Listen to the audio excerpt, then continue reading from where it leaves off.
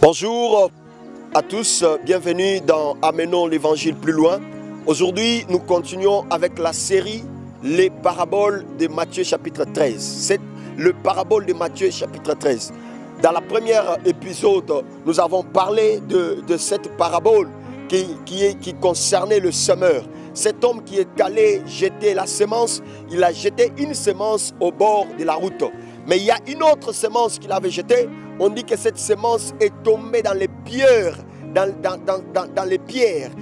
une terre rocailleuse où il y avait des pierres. Et quand la semence a poussé, cette semence n'a pas eu de racines. La semence n'a pas eu de racines. La deuxième clé que nous pouvons apprendre aujourd'hui concernant ces paraboles, il faut avoir les racines dans la parole de Dieu. Les racines dans la parole de Dieu, c'est un élément très important. Si tu n'as pas les racines dans la parole de Dieu, il te sera difficile de résister face au diable. Vous savez, bien aimé, l'apôtre Jacques ou l'écrivain qui a écrit le livre de Jacques, il est en train de dire, résistez au diable, il fuira loin de vous. La compréhension de la parole de Dieu nous permet d'accéder, mais avoir les racines, ça nous permet de résister. Quand le vent va souffler, quand la tempête va souffler, c'est parce que nous avons compris que c'est là.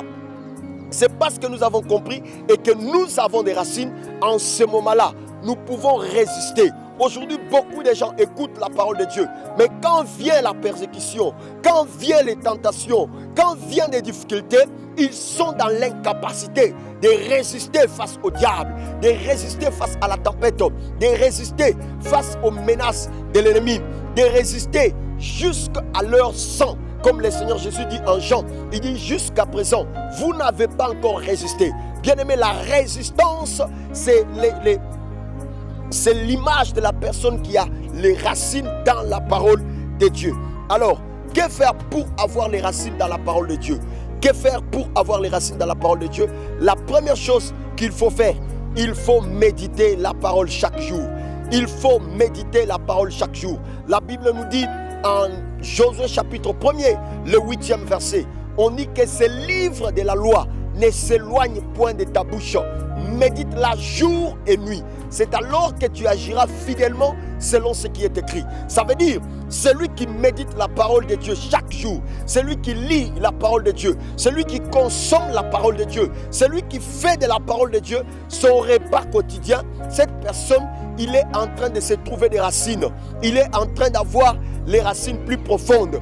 Parce que c'est en lisant chaque jour que ta foi va augmenter. C'est en lisant chaque jour que ta foi va grandir. C'est en lisant chaque jour que tu arriveras à avoir une maturité, que tu arriveras à avoir des racines dans la parole de Dieu. Et la deuxième chose, il faut résister au diable dans la prière. Résister à toutes sortes de tentations dans la prière. En Jacques chapitre 4, le 7e verset, comme je vous le disais, Jacques dit ceci, résistez au diable et il fuira loin de vous. Il faut résister au diable. Et comment résister au diable? Il faut être un homme de prière. Être un homme de prière, ça te donnera les racines dans la parole.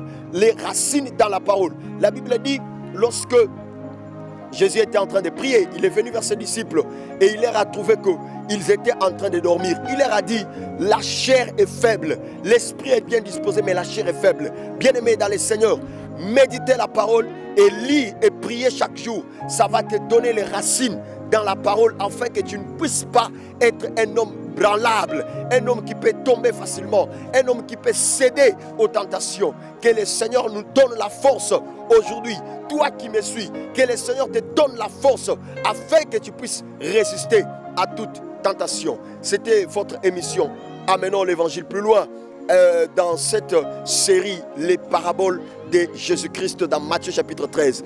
Que le Seigneur vous bénisse. Abonnez-vous sur notre chaîne afin de ne rien manquer.